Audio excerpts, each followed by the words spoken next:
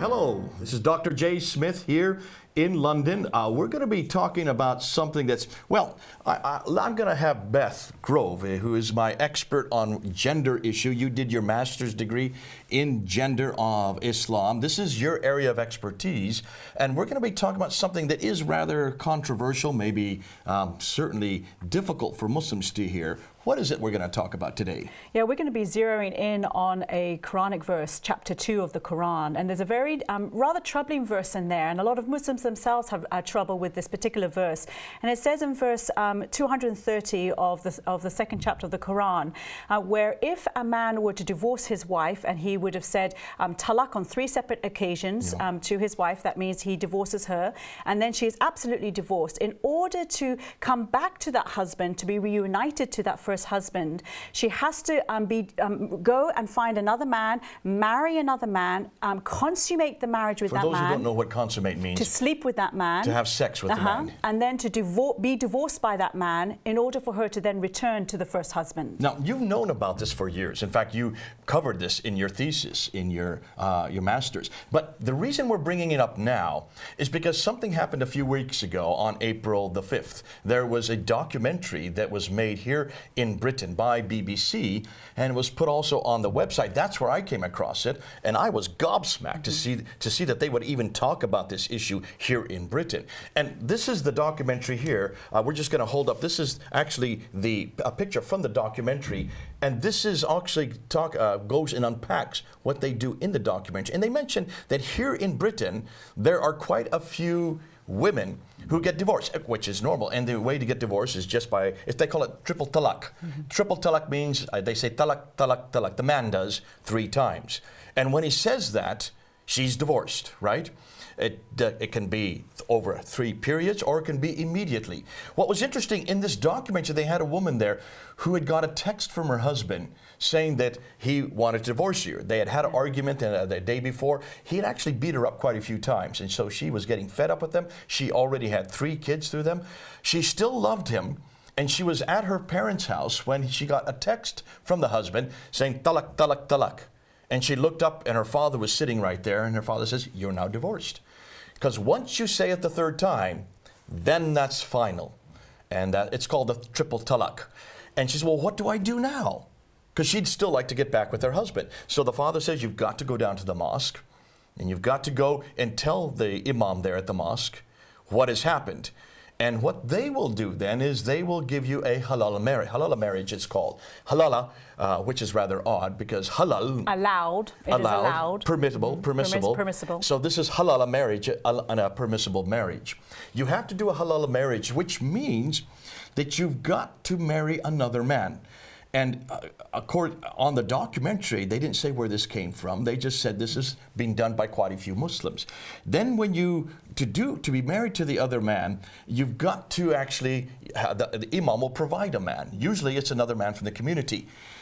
What was happening, according to this documentary, is that a lot of these other men that were used to provide the sexual service for the woman doesn't have to then annul that divorce her, annul the marriage anytime soon. It's supposed to be done immediately, but many of the men were holding on. And they were saying, no, this could be a month or 2 months, as long as I need you as a woman. And so what was happening is that the imams were taking it upon their own selves to do the halal marriages. And so in a number of mosques here in Britain now, they have a anteroom, another room off the side of the office where the imam is. And there's a bed there, and they will go to the bed, and they will then have sex. It has to be a penetrative sex. He will then come out and then sign a divorce right in front of the wife. And then she is then free to go back to her original husband. Now, the imams were charging anywhere from £1,000 up to £2,500. Which, of course, is Islamic in the sense that you need to be able to pay a bride price. That's also in the Quran, the mahr. You have to pay this price so that you can actually marry a woman in the first place. So that would be normative in Islamic marriage. Except this is the bride paying the price. The husband doesn't pay the price. Yes. In this case, it's all completely opposite. Yeah. So here's the bride. Already she's the one that's divorced, Because it's the husband that says talak, not the wife. Wife doesn't say talak, do they? What does the wife do? No, the wife has to go to the law court. She has to go to the Sharia law, and then she has to approach the Sharia law, and she has to ask and go through arbitration and ask for a divorce. It's called kul, and if she asks for the divorce, she usually has to give her bride price back to the husband. Maher, so which she is often left without any maintenance. She is left without anything to support herself. Beth, in this case, it's completely the other way around. She doesn't keep her dowry. In fact, she is the one that has to go and pay. And we found out what was fascinating is they did an undercover film. The woman posing as needing of a halala marriage. She goes to a restaurant, and there's the fellow. He's been pixelated out, so you can't see his face. He's from the Pakistani community here in Britain, and he's going to be the man that does the halal marriage for her. And he's saying, "Listen, we'll come and we'll go to a hotel and we'll book a room there. You will pay for the room, obviously. She'll have to pay for the room, and it'll cost between £2,500. It could be as much as £6,000." He was saying, and he was saying that he could. And she said, "Well, how long does this go?" And he said, "Well, until we decide, maybe a few months." So he was already intimating that this marriage would continue on for a few months until he got tired of her. That would certainly feed into the muta and misya marriage practice that's in Islam, that's also supported by Muhammad in the Sirah Rasulullah in his biography, where when they were at war, they were able to then take on other wives temporarily because they were away from their wives now. And that practice still happens in both Sunni and Shia Islam. In Shia Islam, it's called muta marriage, and in Sunni Islam, it's called misya marriage. Okay, so now we have this practice, halala marriage, or nikah halala is the way it's now. You see it. If you put nikah halala on YouTube, you will find quite a few videos. Here in the West, you'll find both the secular press and also modern Muslims or Muslims who've been born and raised in Britain. They're trying to say that this practice has nothing to do with Islam. That this practice is not found in the Quran. This practice is cursed by Muhammad and Allah and has nothing to do with Islam. And that's why we need to address it. And there's this scholar. I'll just put up her picture here. You can see this scholar here. Her name is Khola Hassan. They brought her on to this onto the BBC. And they asked her about this, and she was aghast. Mm-hmm. She was indignant, and she said very clearly that this is illegal. This is not Islamic. It has nothing to do with Islam. And she was the expert, which is fascinating to me, because the man who was in charge of the BBC never asked her, well, then where does this come from?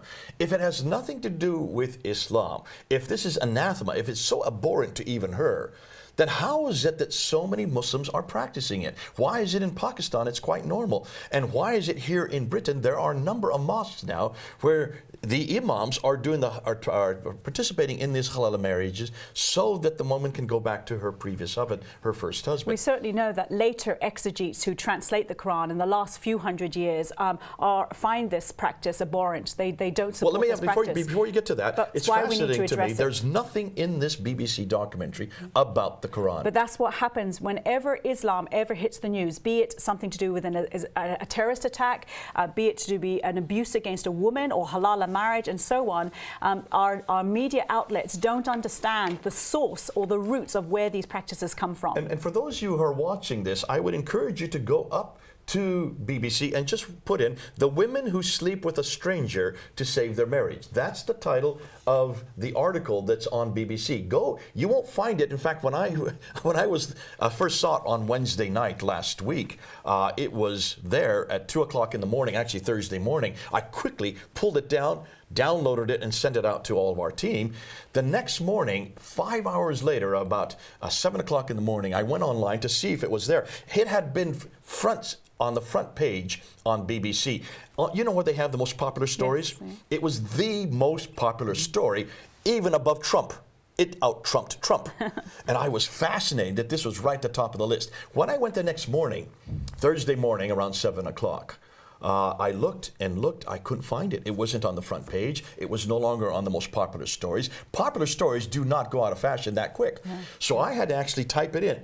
The women who sleep with a stranger to save their marriage, to find it again. So it's still there. And those of you who do not trust me and want to make sure that this is still there, go and look at it and see as you read through the article and see as you look at the documentary, because it gives you a URL to go to where you can find the documentary. See if they say anything about the Quran, or if they support it or even intimate that this may come from Islam. What they're saying is this is nothing to do with Islam, almost intimating that this is nothing more than a custom that comes out of Pakistan, one of those colloquial customs that people bring with them when they come across the seas, they come to the West. Now, I understand the secular press saying that because those who have no religion don't understand that those of us who do have religion, we look to our book. For the Muslim, that is the Quran. For the Christian, that is the New Testament. And we look to our man. For Muslims, that is Muhammad. And for those of us who are Christian, it's God who came to us to walk with us, and that's the Lord Jesus Christ. So we look to the book and the man, as you always say. And the secular press doesn't understand that whole idea. But Khola Hassan should understand yes, that. Muslims She's a should understand that. For the Qur'anic councils and the Qur'anic courts. She should have known where to look.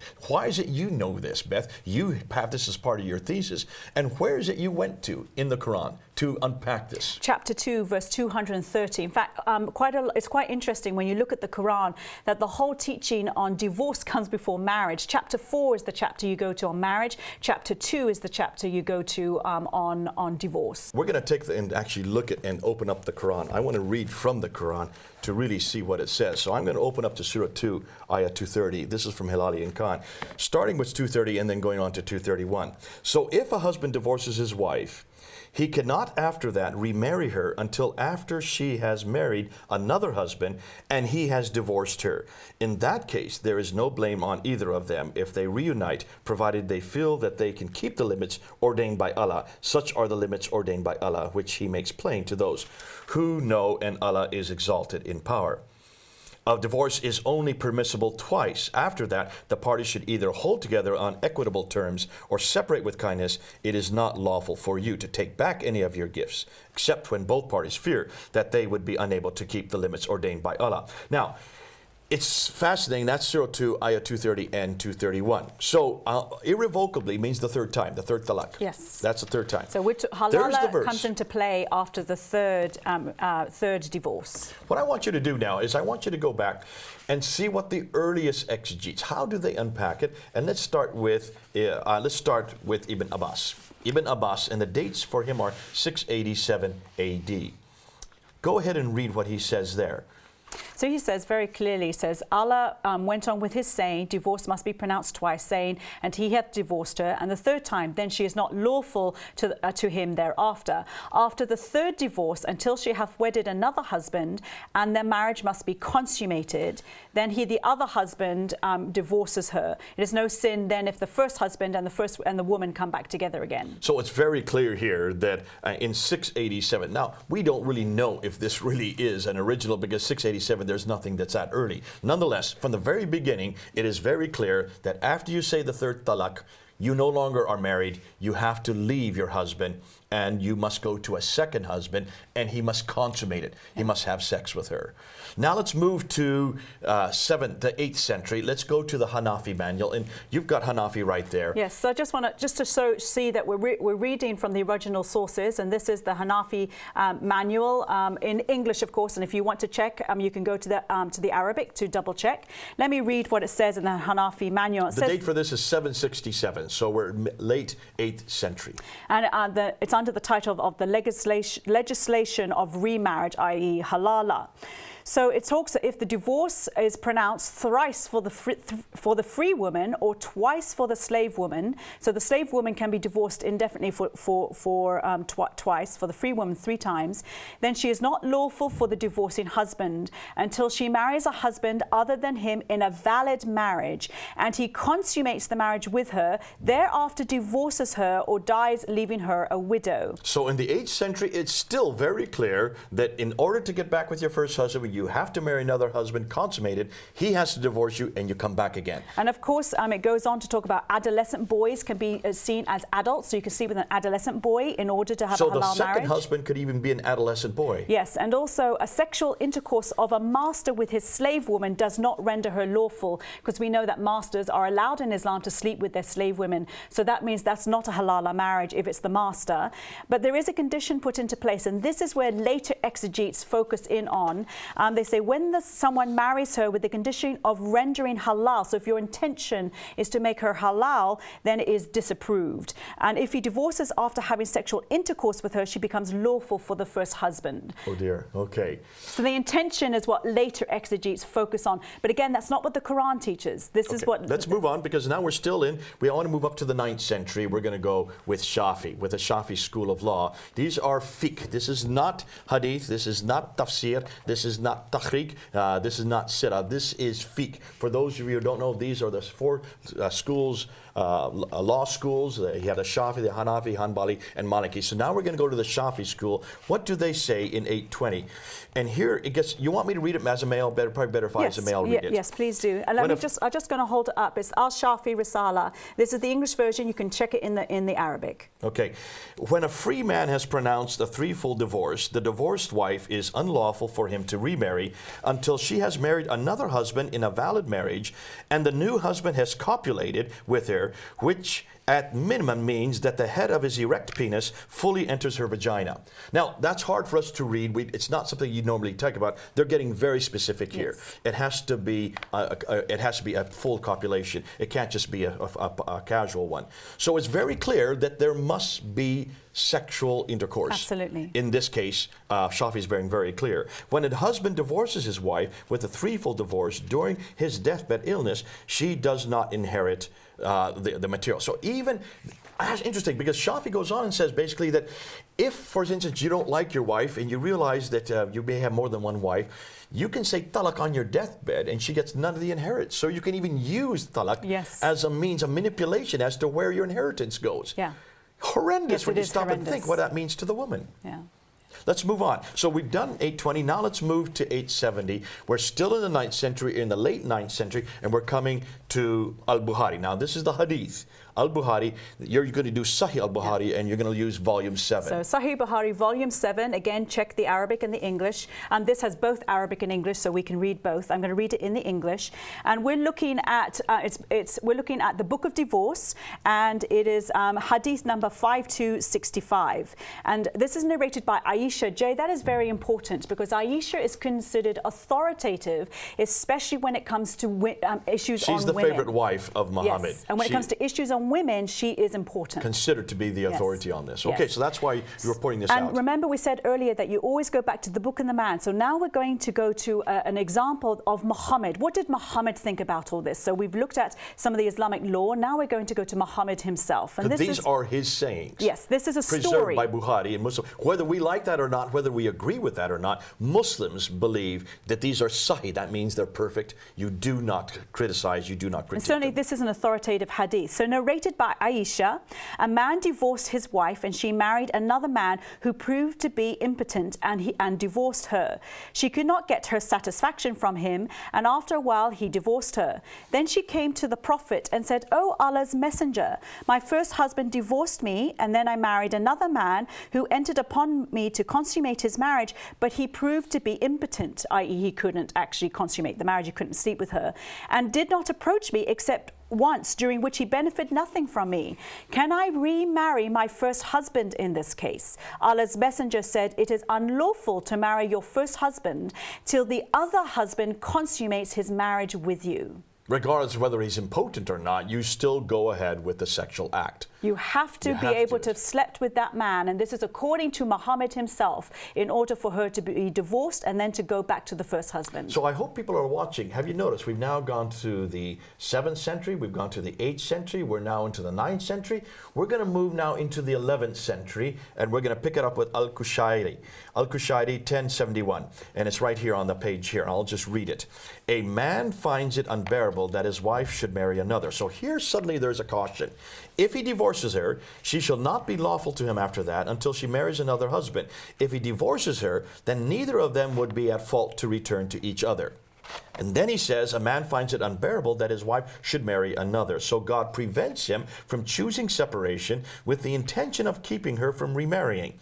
He explains that she will not be lawful for him once he has separated from her until she does what he would find unbearable, and that is a second marriage. So he will be cautious as much as he is able in initiating divorce. Now suddenly there's a caution put in. Yes. And I'm saying, wait a minute. Yeah. Where's this caution coming from? Until you read the next paragraph. Take a look at the next paragraph. The allusion in it is that love's capture of the heart makes the endurance of every misery easy. For if after separating, the spouses feel regret for their lost union, and it's very flowery, and suddenly I realize this can't be from the 11th century. This has been redacted back onto Al-Qushayri. I would love to see if Al-Qushayri ever said this, because this is the first time that you're seeing a caution. Be careful. Don't go beyond the second talaq, because if you go beyond the second talaq, she's going to have to go with another man. You and the first male, you don't want to do the third time, and it's assuming that this is done over a long period of time. Yes, and certainly later exegetes and the Muslim friends I've talked to recently all say this is a caution, that Allah put it in place for a caution, as a way to try get around this rather difficult verse. Correct. Now we get into the 14th century, 1373. We are with Ibn Kathir. Everybody likes Ibn Kathir. He is the favorite of anybody that I've come across. All over the world, they like to go to Ibn Kathir because he's the one that really unpacks the Quran. What does Ibn Kathir say in 1373? So we're going to read Ibn Kathir, and it's translated from the Arabic. Allah said, it gives you the Arabic, and then we're going to read it in English now. And if he has divorced her the third time, then she is not lawful to him thereafter until she has married another husband. It goes on again, it starts unpacking the verse bit by bit. And it says very clearly, this ayah indicates that if the man divorces his wife for the third time after he divorced her twice, then she no longer is allowed for her to be married. And then until she's married another.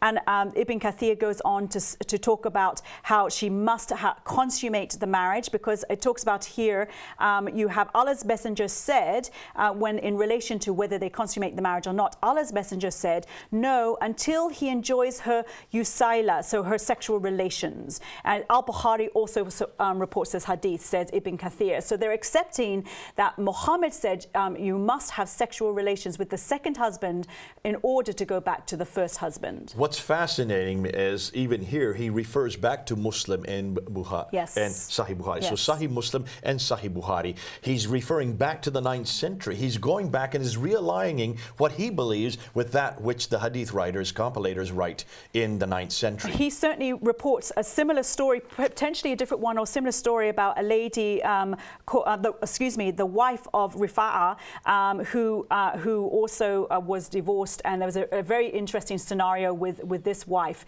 who also married a man. He was not able to consummate the marriage, the second man, and as a result Muhammad said you cannot remarry your first husband until you have slept with the second husband. Okay, so here now in the 14th century he's now revisiting, going back to the 9th century, going back to basically what we've already read.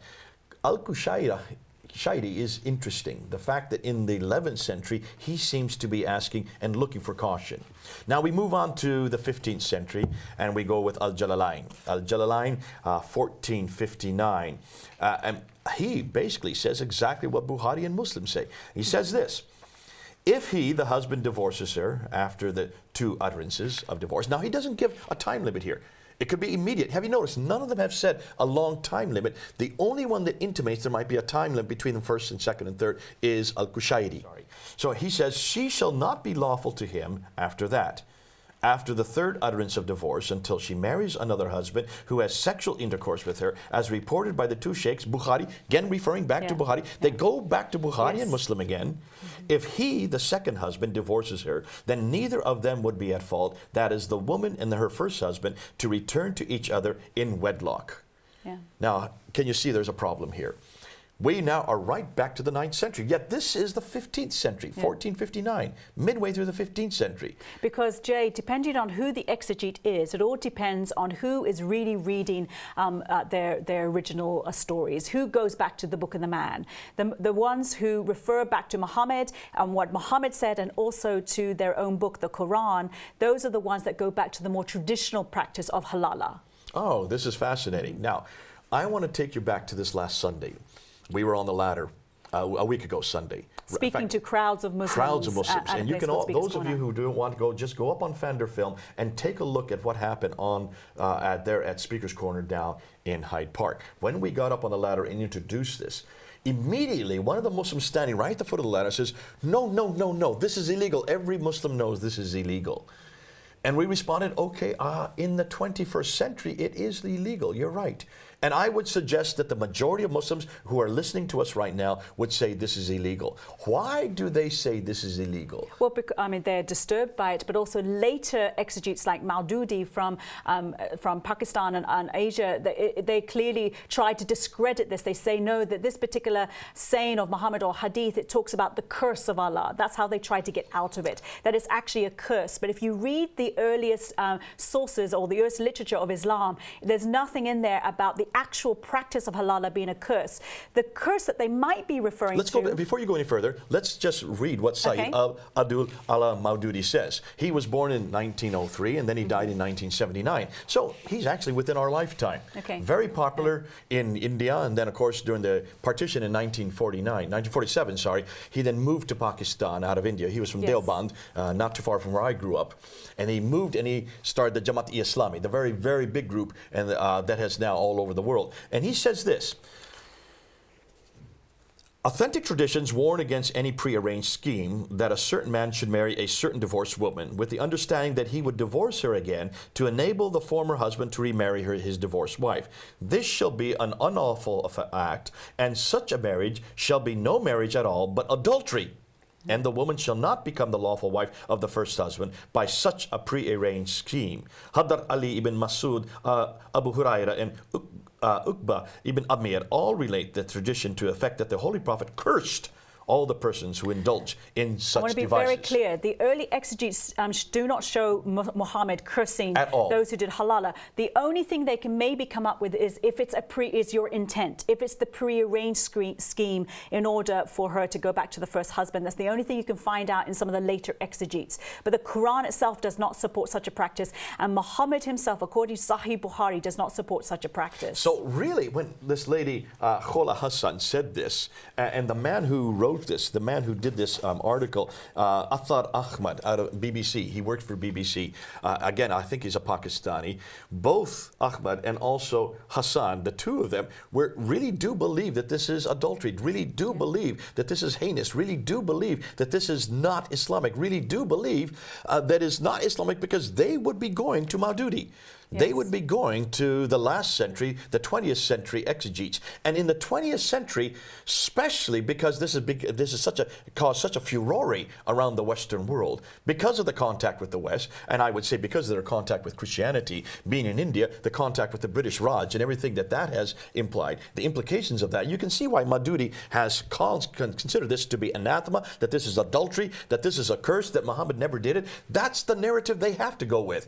So people like Hassan and Ahmed, the fellow that did this documentary, I can understand why they would come to this conclusion, as did the man at the foot of the ladder. He was very clear that this is wrong. He was very clear that this is heinous. Muhammad clearly supports halala, and as does the Quran. Muhammad taught that certainly the wife of Rifa'ah must go back to, must consummate the marriage with the second husband before she can go back to the first. So we know Muhammad supported halala marriage. When people try to say it's a curse, it's because of what this does to the woman, what it does to the marriage, and also the idea that it becomes a prearranged scheme or it's adultery. That may be where the idea of a curse comes in play. But Muhammad doesn't seem to talk about that. Muhammad says, yes, you must, to put it in a little nutshell, Muhammad does support halala marriage. He does support that practice. He doesn't talk about the practice or call it a curse, but he does support the practice of halala. Ibn Abbas, Sahih Muslim, Al-Bukhari, Ibn Kathir, Jalalain,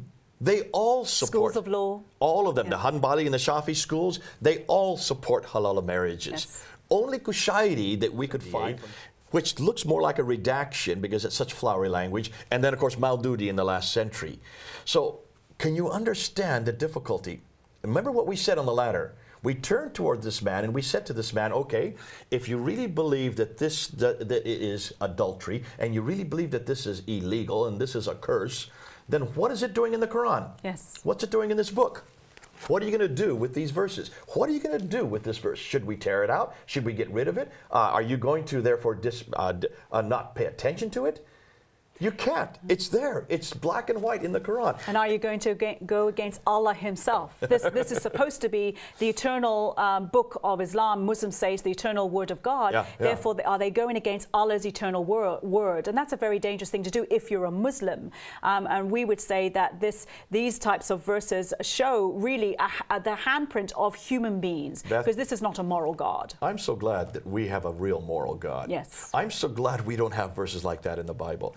I'm so glad that we don't even have to have this kind of discussion when we talk about Jesus Christ. Yeah. We when go back look to at the our Lord scriptures, and our book. Yeah. Is there anything that you can even come close to that could conceivably come close to what we're talking about here? Not at all. Jesus in the New Testament puts marriage, absolutely, it's so valuable. It is very difficult to divorce in Christianity. Certainly if there is immorality, there is place for divorce. But in Christianity, marriage is put on such an important place because God knows how divorce destroys families, how it hurts human beings. And so God talks about how marriage means that a man and a woman come together and they become one flesh. And it becomes a picture of Christ, the Lord Jesus Christ, and his relationship with the church. This intimate, deep relationship that a man and a husband and a wife have together actually signifies the kind of relationship God has with his people. Ephesians 5:25 says that, and we can go right to the very beginning in Genesis 2, which talks about a man and a woman come together to become one. The two become one.